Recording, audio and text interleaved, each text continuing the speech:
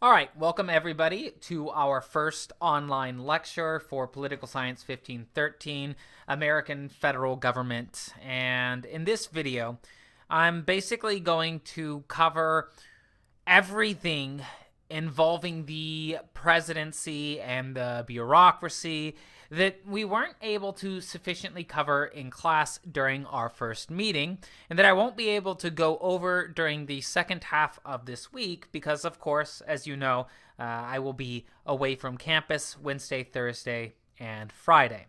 Now, some of this will be a little bit of recap, but I want to begin by talking about the 5 hats of the modern presidency and working forward from there, because what we're going to find is that this content on the 5 hats of the presidency is important for this week's assessment, which, remember, you are to complete on your own here on Blackboard and have turned in before the end of business hours, 5 p.m. this Friday. For now, though, let's focus on looking at what these 5 hats or 5 roles of the modern American president happen to be. You will, I hope, remember that the head of state is the hat that the president wears when he serves as the sort of standing, rather than the working head of the American nation. In other words, this is his most ceremonial role. This is the role fulfilled by the president when he supplies us with a symbol of American leadership, a symbol around whom we can gather as a culture so that we feel unified on a national level. He's the only person who can really claim to represent the entire country because nobody else in our entire federal government is elected by the people at large. When we're looking at the president, it doesn't matter what state you live in, what city you live in. If you're an American citizen and an eligible voter, you can vote on whether to keep or remove Barack Obama or Donald Trump or any other president from office. You cannot say the same of, say, Congressman Markwayne Mullin of Oklahoma's 2nd District in the United States House of Representatives. If you live in Oklahoma's 2nd District, then yeah, sure, you'll get to vote on whether or not we retain Markwayne Mullin this year. But you won't get to vote on whether we retain any of the other representatives for other districts of Oklahoma, or any of the legislators in the United States Congress from Texas, or Colorado, or Wyoming, or New York, or any state that you don't live in. So those people can claim to represent their states or their districts, but they cannot claim to be a symbol of American leadership in the same way that the president can. Now, remember that the president serves as the head of state in a number of ways. He can give us this symbol of leadership by participating in cultural events or public spectacles like Teddy Roosevelt all the way through Barack Obama throwing the first pitch of every baseball season. But he can also do really, really important things like address the American people in a time of crisis and uncertainty and give us a plan of action in the event that the people need some guidance. So a great example of this comes from FDR's presidency, because when FDR was president, our country was dealing with a lot of major issues, including World War II and the Great Depression. And so people were scared, they were frightened, they were concerned about the future of our country, and they didn't really know what to do about it. So FDR began using the radio as a way to communicate directly with the American people, and he spoke to us in a monthly radio address, which over time became known as the Fireside Chats of President FDR. And during these chats, he basically told the people, hey, here's what's happening. Here's what we're doing to fix the problem, and here's the role that you can play. So he was providing a plan of action for the American people as a whole. Now, you can contrast his role as the standing or symbolic head of the United States as a country with his role of chief executive. When the president puts on his chief executive hat, he's not giving us a symbolic ceremonial image of a leader. He's actually serving as a working head of government. He is more particularly fulfilling his constitutional role as the head of the executive branch, and that means that he's overseeing and implementing this process of enforcing and administering the laws of Congress. Okay, so Congress creates rules, but it's not able to enforce or implement those on its own. It doesn't have the manpower to carry out its decisions on the ground level. So that responsibility is going to be thrown towards the President of the United States, and it's going to be the President of the United States' job to make sure that the appropriate bureaucracies are doing what needs to be done.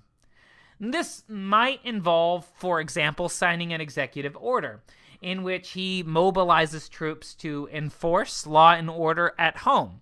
If a state or a city or a group of Americans decide to defy federal law, then the president can use an executive order to dispatch troops so as to enforce that law. Okay? But do remember that while the president can use executive orders to enforce an existing law or to instruct agencies on how to implement an existing law, he cannot use an executive order to create a new law. The president does not have the formal power to create laws. That's a power strictly reserved to Congress by the United States Constitution. So understand, again, executive orders are about enforcing or implementing prior policies rather than engendering new policies altogether. The president can also serve as chief executive when he makes formal decisions or exercises formal powers that shape how our country is being run. For example, he has the ability to nominate cabinet members, the department's head. So, for example, the Secretary of State is going to be the head of the Department of State, and that's somebody nominated by the president, right? Judges and justices on federal courts, like the United States Supreme Court, will also be nominated by the president. And in this way, the president is going to influence the administration of our country by helping to choose the decision makers, the administrators that do things like help us to resolve disputes about the law or serve in leadership positions throughout the executive bureaucracy. The president can grant pardons and amnesty, but at the end of the day, all of these actions taken by the president are really about administering the country. So he's not necessarily making new policies, but he is shaping how existing policies are carried out and making sure that they are being properly implemented, executed, and enforced, which, as I mentioned before, can often involve dispatching troops. But one distinction that really needs to be made is the distinction between being the chief executive and serving as a commander-in-chief. Okay, so as chief executive, the president might dispatch troops, but if he does so, he's going to do it in a domestic fashion. In other words, if the president is ordering the National Guard or the military or any other enforcement mechanism to enforce and uphold the law at home against domestic dissidents, he's acting as chief executive. If somebody's defying a court order, if somebody is defying an act of Congress, then it's the president and the executive branch's job to make sure that this situation is resolved. Again, even if it means dispatching troops. But there's a difference between using the troops at the president's disposal to maintain law and order at home and acting as commander-in-chief. The hat of commander-in-chief is the role fulfilled by the President of the United States when he acts as the supreme commander of our military forces and the National Guard units across our country. But more specifically, we say that the president is fulfilling the role of commander-in-chief whenever he's mobilizing the armed forces of the United States not to maintain law and order at home, not just to enforce or execute existing federal laws, but to maintain national security, to defend our country from foreign aggressors, or to pursue the interests of our nation abroad. So if he dispatches troops to a foreign country, or if he attempts to blockade the supply line of an enemy nation, well, in that case, again, the president is not serving as the chief executive, but as the commander-in-chief. So remember, as chief executive, he may use his power over the armed forces to enforce or execute the law, but that in other circumstances, when he's using his control over the armed forces for the purposes of national security or war, so on and so forth, then that's the president acting as commander-in-chief, okay? Now, I want you to know that the president can order troops into battle, but he's not the one who declares war, okay? Congress has the power under our Constitution to declare war. So we're not formally going to be at war with a country unless Congress has decided to go ahead and make that declaration. But that doesn't mean, again, that the president can't act. Whether or not Congress declares war, the Constitution is quite clear that the president is the unilateral commander-in-chief of the armed forces. It is very clear that it is in this area that the president has the most unilateral power, which by and large has been taken to mean that the president does not need Congress's permission to do things like dispatch troops.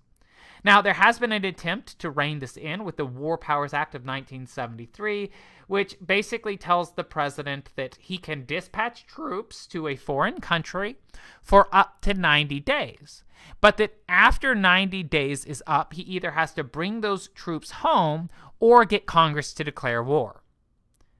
One thing I want you to understand about the War Powers Act is that it's not, generally speaking, thought to be very constitutional.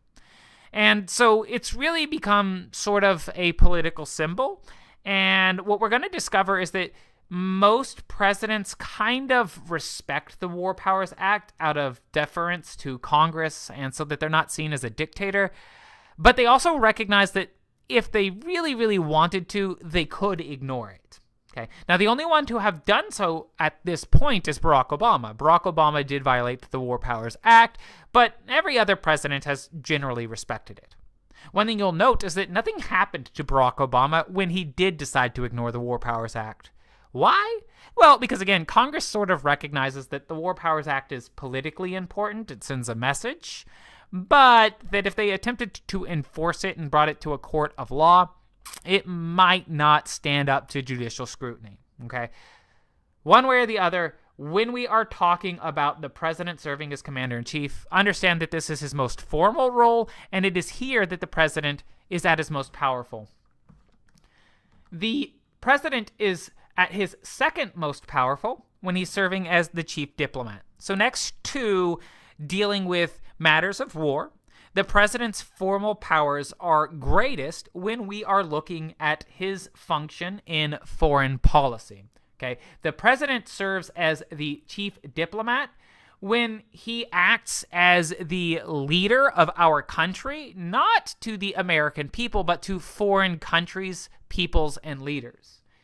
And he can serve as a leader, a representative of our country to the rest of the world by doing things like appointing ambassadors who will represent our country at an embassy or in the United Nations, and by doing things like signing into treaties and executive agreements. Now, your textbook discusses the distinction between an executive agreement and a treaty, so make sure that you do read that and you're relatively familiar with it. But for the purpose of lecture, understand treaties require the Senate's approval, whereas executive agreements like NAFTA do not, okay? One way or the other, the president acts as chief legislator when he represents our country either to a foreign people or a foreign leader. So if the American president goes out and he talks to the people of, say, Africa, and he goes from African country to African country telling them, hey, look, America's really interested in what's happening on your economy. We're looking out for you. This is the step that we're going to take to help you out. Here's what we expect from you. Then, again, he's acting as the chief diplomat. Alternatively, if he speaks to a foreign leader, and he is discussing what America expects from them or what they can expect from America, again, he's acting as chief diplomat. The sort of shorthand cheat you can use to figure out whether the president is acting as chief diplomat or not is to ask yourself, who is the president talking to, addressing, or working with? And if your answer to these questions is either a foreign people or a foreign leader, you know he's acting as chief diplomat, okay? You can contrast that with what the president does when he serves as head of state.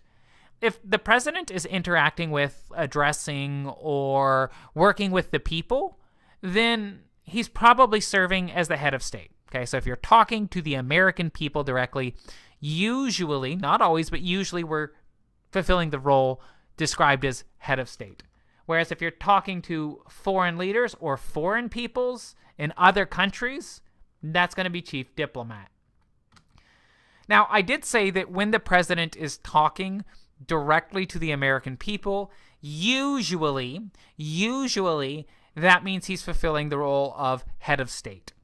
But not always. That usually is an important word to emphasize, because sometimes the president will directly address the American people while wearing his Chief Legislator hat. Okay, this is the least formal of the president's roles, next to serving as head of state.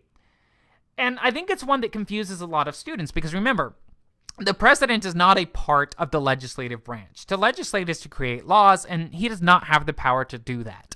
So in what sense is he the chief legislator of our country? Well, again, informally speaking, what we're going to find is that while the president doesn't have an expressed power to create laws, the very fact that he is, in fact, our president means that he does have the ability to influence the lawmaking process. Maybe he can't personally introduce an act or a proposed law to Congress, but he doesn't usually have a hard time finding a friend in either the United States House or the United States Senate who will introduce a bill, a piece of legislation, a proposed law on his behalf. And whenever he does this, whenever he reaches out to his connections in Congress and asks them to introduce a certain type of policy or to help him get a particular law passed, we say that he is serving as the chief legislator. So the chief legislator hat is the role that the president fulfills anytime he uses the power, visibility, or resources of his office to influence the legislative branch, to influence the types of policies being created by our lawmakers in Congress. Okay? And there are a number of ways that the president can go about doing this, influencing the legislative branch and how it conducts its business. He can, for example, either sign off on or veto laws that have been passed by Congress. At the same time, he has the ability to call a special session of Congress, so that if Congress is not addressing an issue or if there's a crisis, he can basically send out an alert telling them that they all need to get their butts back into D.C. and onto the Capitol complex so that they can address a particular issue, crisis, or problem that is very exigent, that is very time-sensitive. But the most important thing that the president does as chief legislator is that he advises the legislatures, the United States House of Representatives and the United States Senate, by proposing, recommending, or suggesting legislation, and then pressuring them to pass this legislation. Okay, so there are really two ways that the president can go about putting pressure on Congress to get them to do what he wants. The traditional method by which presidents have usually gotten what they want out of Congress, they have usually served as chief legislator to achieve their statutory goals, is that they have engaged in what we call bargaining. And bargaining is basically when the president meets with leaders in Congress and he negotiates with them, usually behind closed doors, and he agrees to do them some favors if they in turn will do him some favors. So if he wants a particular bill passed, but Congress is reluctant, he might agree to sign off on a policy that he doesn't like, which he had previously planned to veto, if they will first agree to pass this particular bill that he wants put into law. Okay, so there's a little give and take. Bargaining is, again, the traditional way that presidents have gotten things done when they want to influence the legislative branch of our federal government. But it comes with certain costs and certain risks, because bargaining by its very nature requires a little bit of give and take. And that means that in order to successfully bargain or negotiate with members of Congress to get them to pass the laws that the president wants them to pass, the president is going to have to compromise just a little bit. And over time, too much compromising by a president runs the risk of alienating his primary supporters among the American electorate. because the primary supporters of the president aren't going to be very happy with the president if they feel he's compromising on all of their values, if they feel he's selling them out so that he can get things done. They don't tend to like that very much. So the president today has to walk a sort of tightrope. He wants to use bargaining, yes, but he also has to utilize another tactic known as going public. Now, when we say that the president is going public, what we mean is that he is speaking directly to the American people and mobilizing them to put pressure on Congress on his behalf. So again, in bargaining, he'll speak directly to a member of Congress, to the leaders of either the House or the United States Senate, and he'll negotiate. But if he can't get them to agree to a reasonable deal, if they can't reach a mutually acceptable compromise, his next technique is to put pressure on Congress by stirring up the voters. Remember that the president is the most visible person in the entire American federal government, and that means that it's really, really easy for him to do things like get on national television and address an audience of people from every single state and Washington, D.C. simultaneously. And the fact that we listen when the president talks means that he has an opportunity to try and convince us to do things like write our senators and tell them that if they don't support his policy, we will vote them out of office. Okay? And therefore, what we're going to discover is that when the president is doing this, he is serving as the chief legislator. He is going public with the intent of using the people to put pressure on Congress so that he can force their hand and make them do what he would like for them to do. And again, this can be very valuable. It's become a major technique since at least FDR. It was really big under Ronald Reagan and later under Barack Obama. It's particularly effective for very popular presidents, but it always comes with its own risks. What we'll find, for example, is that when the president utilizes this going public technique to get what he wants done too much, he starts to lose some power in a couple of ways. First off, if the president is talking to the American people over and over again, eventually we lose interest and we kind of stop paying attention. So you don't want to try going public too much because people will lose interest and they won't be intrigued enough to actually watch your interviews when you do things like go on CNN or Fox News or MSNBC and ask people to write their congresspersons. At the same time, going public is a very aggressive move, which might, in some circumstances, serve to aggravate Congress and make it much more difficult for the president to work with Congress in the future. Because remember, the president doesn't actually have the power to create the law. He has the power to influence those that do, but he himself cannot create a policy. Which means that if there's a program, like let's say the Affordable Care Act, Obamacare, that a president, let's say Barack Obama, wants to get passed, and he goes public, well, he might be able to force Congress's hand to put electoral pressure on the United States House and Senate so that they do what he wants. But how do you think that they're going to react? How do you think congresspersons tend to feel about having their hands forced? Well, not very well, right? They get upset and then they're less willing to cooperate in the future. So again, the Affordable Care Act is a really good example because the Affordable Care Act, that major sweeping healthcare reform passed into law under the Obama administration, never would have made it through Congress if it weren't for President Barack Obama. As president, Barack Obama tried negotiating. He tried to get Congress to pass his bill, and he just couldn't rally the votes. Congress was really reluctant. They were really hesitant, and they hadn't really had enough time to become comfortable with the language of the legislation. But he knew that he wanted it passed because he had promised during his election that he would get it through Congress, that he would make sure it was passed, and he needed to fulfill that promise if he was going to win re-election. So he went public. He called upon the people to pressure Congress and make them pass the Affordable Care Act under threat of being voted out of office if they failed to do so. And since President Obama was at the time very popular, many voters listened, and it worked. Congress passed the Affordable Care Act. But let me ask you a question that I want you to think about. Obviously, you can't audibly answer me at this moment, but how effective and productive was Barack Obama's presidency after the Affordable Care Act. At the end of the day, it wasn't that productive. He managed to get this sweeping healthcare reform passed. That's a major legacy. Presidents have been trying to do that for literally decades, and he was the first to actually accomplish it. But after that, Obama had a lot of trouble getting his policies passed. And a major part of why he had a lot of trouble getting his policies passed is that Congress refused to budge. He had forced them to do something against their will, and that made them so angry that they were unwilling to cooperate with him in the future. Okay, so when you go public, you run the risk of alienating Congress, and then bargaining becomes nearly impossible. But remember, you can't just keep going public because eventually the people lose interest.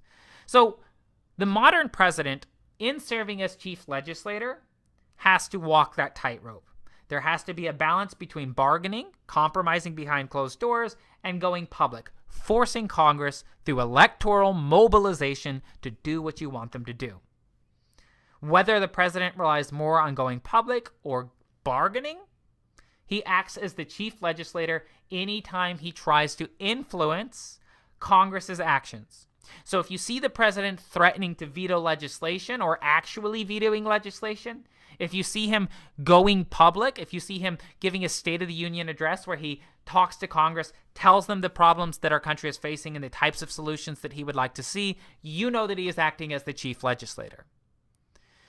And usually speaking, if the president is talking directly to Congress, as during a State of the Union, again, that's the president using the power and prestige and resources of his office to act as a chief legislator. And those are the 5 hats of the presidency, which again, remember, you need to be familiar with for the purpose of this week's assessment, which I want you to turn in by the end of business hours, 5 p.m. on Friday, September the 14th. The next major topic that we need to talk about, though, are going to be the ways in which the president's powers can be threatened or limited or checked by other institutions in our government. And there are many of them. So remember, based on what I've just told you, the modern president is quite powerful. His formal powers are relatively limited, but when they're taken in conjunction with his informal powers, he can do everything from control our nation's behavior in foreign diplomacy, from control our military, to shape the laws that Congress is actually passing.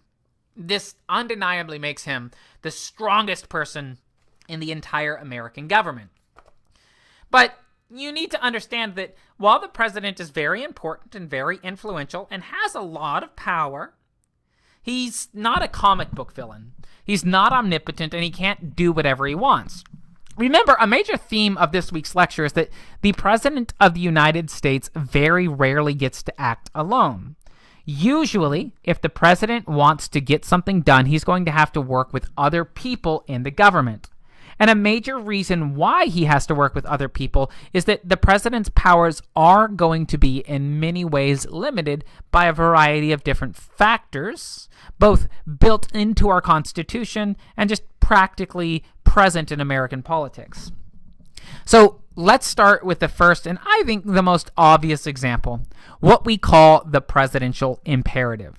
Now, it is important that you understand what I'm talking about when you hear the term the presidential imperative. So let me break that down for you. The presidential imperative is the drive of every president to maintain popular support, to stay popular in the eyes of the people. Okay? Because remember that our Constitution is pretty clear that at the end of the day, the political power in our country rests in the hands of the people. And we can use this power to do things like vote a president out of office if we don't like him. If you don't like Donald Trump, well, wait until 2020 and go vote against Donald Trump. Try and kick him out of office. We have the ability to do so. And the president, like any other actor in government, really, really wants to get reelected, which is going to require popular support. If the people do not like the president, if he has failed to achieve the presidential imperative, he will not win re-election. So his power is going to be checked to some extent by public opinion. he has to make sure that the people agree with what he's doing, because if he ignores our preferences, he will lose popularity and be voted out of office.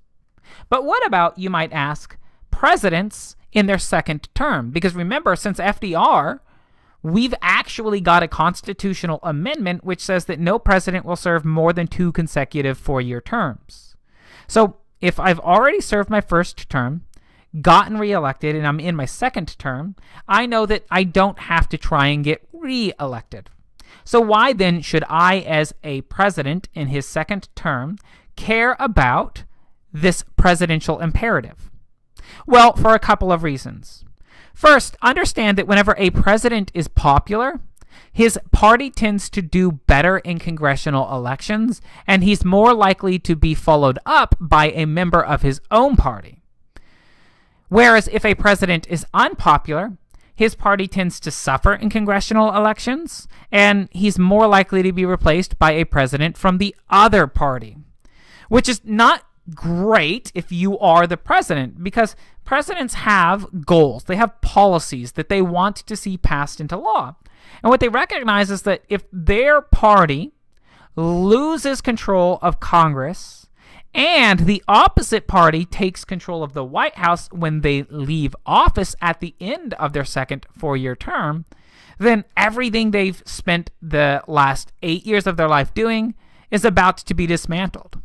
Again, the Affordable Care Act is a really, really, really good example of this in recent history, right? Because Barack Obama was very popular early in his presidency, but he lost a lot of support towards the end of his second term. And as a result of this, Republicans ultimately took control over both chambers of Congress, the House and the Representatives, the House of Representatives and the United States Senate, and then they won the 2016 presidential election.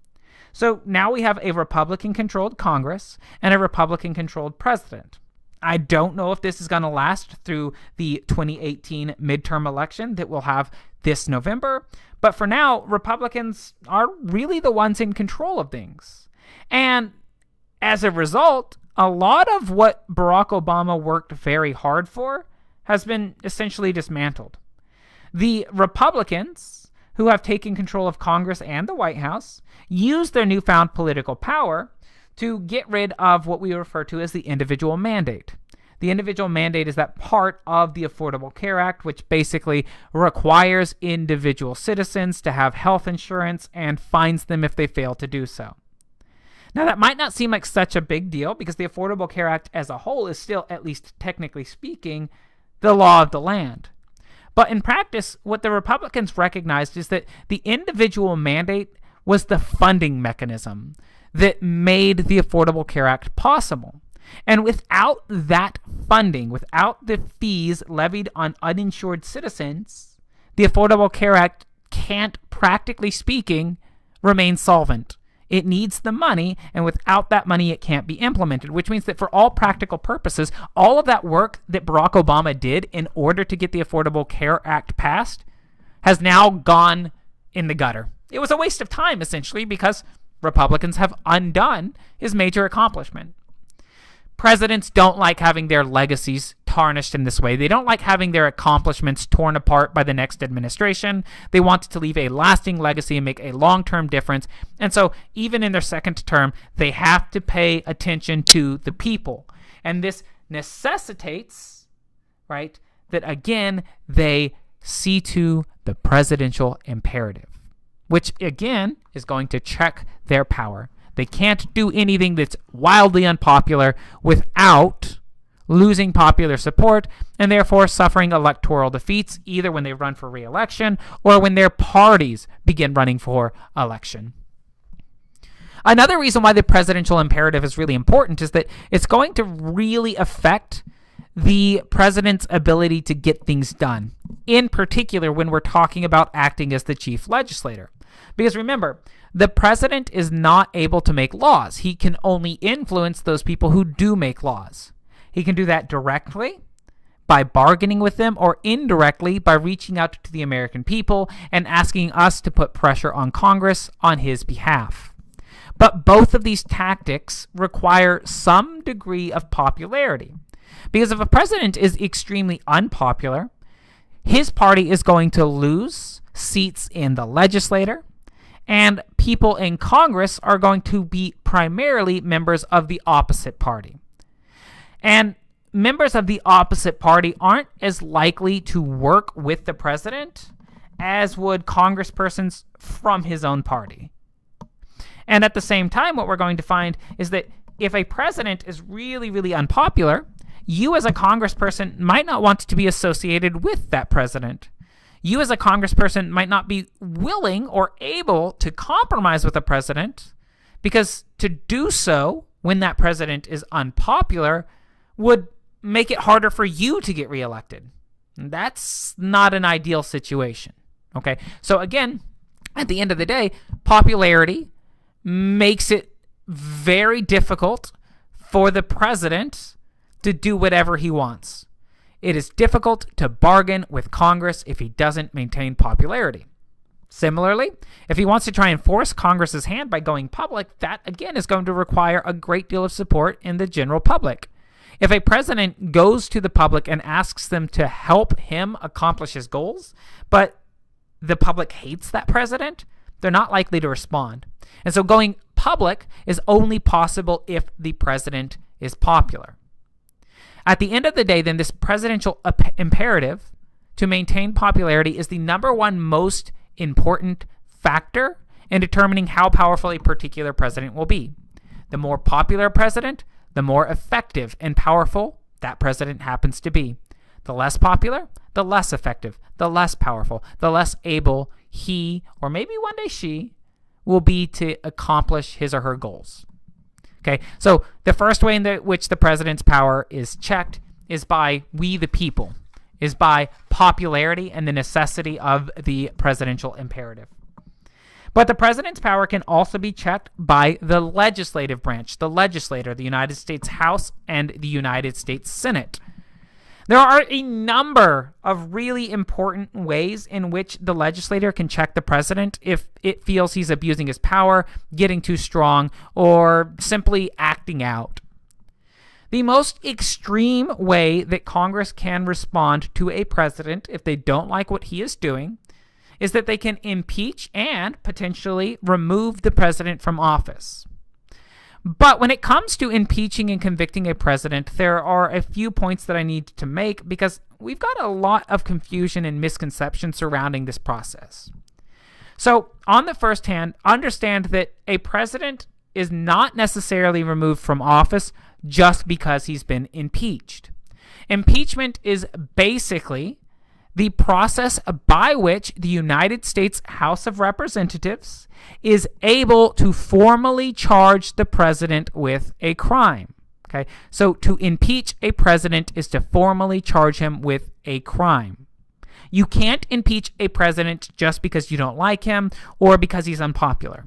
The Constitution is specific. A president may only be impeached if he has committed one of a finite number of specifically listed offenses, including misdemeanors and high crimes. So if a president is guilty or suspected of having committed some high crime or misdemeanor or other impeachable offense, then that president can be impeached by the House of Representatives. To impeach the president, the House of Representatives must vote to do so. This requires a simple majority. In other words, you need 51% of the House of Representatives to agree to impeach the president before the articles of impeachment are actually brought. But even if you manage to get half of the House of Representatives to agree to impeach a president, that does not necessarily mean he'll be removed from office. Because remember, impeaching a president is simply bringing formal charges. And once somebody has been charged with a crime, they have to be convicted. They have to receive a trial.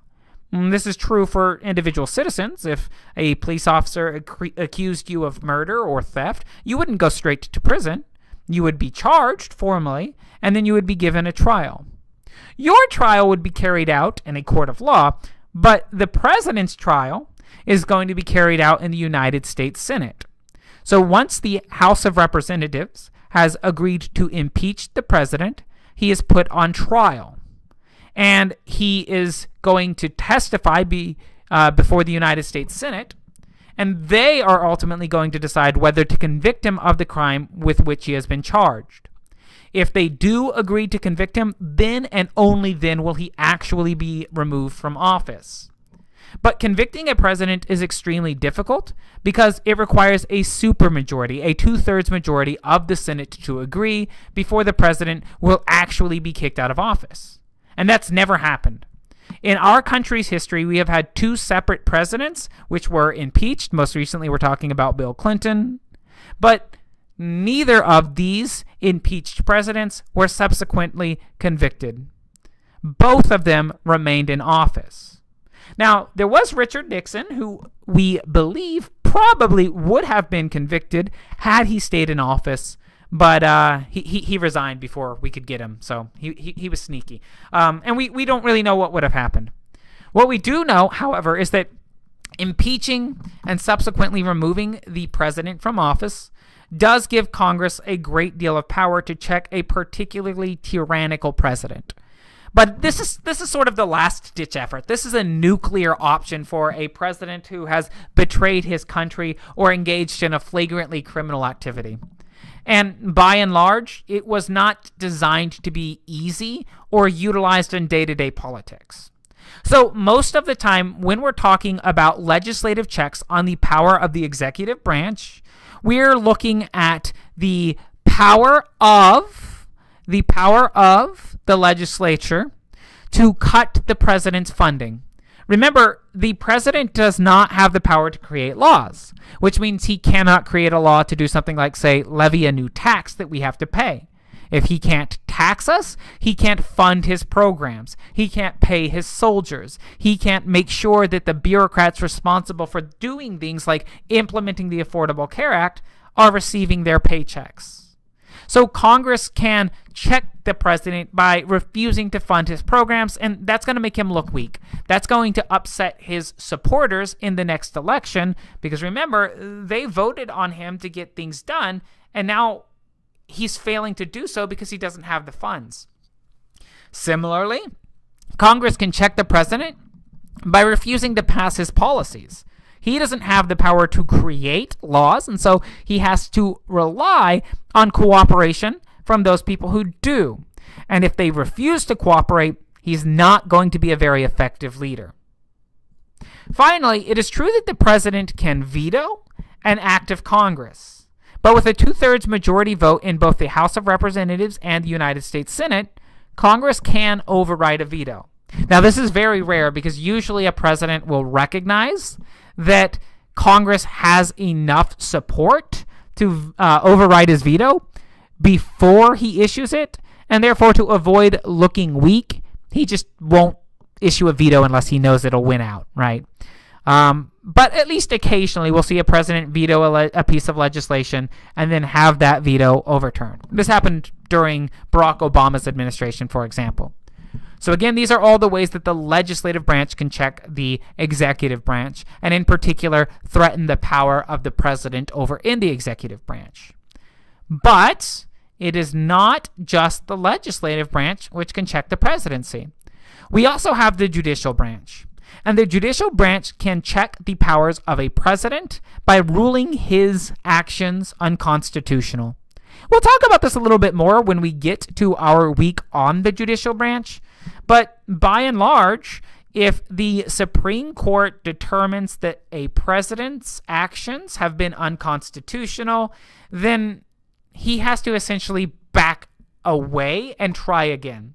A really, really good example of this, again, comes from the administration of Donald Trump. Donald Trump signed a couple of very controversial executive orders. They were ruled unconstitutional by courts over in the judicial branch, and he backed down, right? Now, I don't know whether you like or dislike Donald Trump, but again, it's important to understand that in that case, he was acting as the Constitution intended. The Constitution is designed to allow the judicial branch to check the president so that if he is doing something which perhaps he should not be doing, he will be prevented from doing so and then back down, which ultimately is what Trump did. His actions were ruled unconstitutional, and he backed down. So we see checks and balances at work even in modern American politics. Okay, so that brings us to an end in our lecture over the presidency. But we're not done with the executive branch as a whole, because remember that when we're talking about the executive branch, it's going to be divided into two major components. And the presidency, which we have covered so far, is only one of those two major components. So this is really going to bring us to a conclusion in the first part of this week's online lecture. I'll upload a separate video in which I pick up from this slide and I begin talking about the executive bureaucracy. Thank you. Have a nice day, and please remember to keep up with your reading as well as to complete your online assessment this week.